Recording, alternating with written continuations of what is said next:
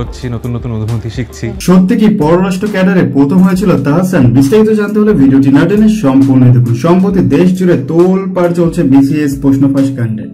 BCS ও বিভিন্ন সরকারি নিয়োগ পরীক্ষায় একটি চক্র প্রশ্ন ফাঁস করে আসছে। এমন প্রকাশের পর গ্রেপ্তার করা হয় পিএসসির কর্মকর্তা কর্মচারী সহ মোট 17 জনকে। আর এই প্রশ্ন ফাঁস কাণ্ডে জড়িয়ে পড়েছে জনপ্রিয় অভিনেতা ও সঙ্গীত শিল্পী তাহসান খানের মায়ের নাম।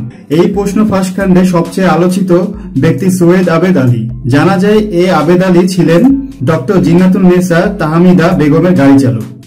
তাহমিদা বেগম যখন পিএসসির চেয়ারম্যান ছিলেন তখন তার ব্যক্তিগত ড্রাইভার ছিলেন সৈয়দ আবেদ আলী।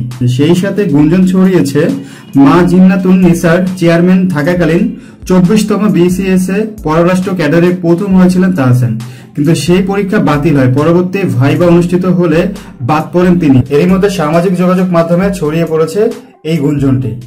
এই গুঞ্জনের পাল্টা জবাবে তাহসান খান বলেন, আমি কখনোই বিসিএস এ বসিনি, সুতরাং 24তম বিসিএস এ পররাষ্ট্র ক্যাডারে প্রথম হওয়ার কোনো প্রশ্ন আসে না, পুরো বিষয়টা ভুয়া।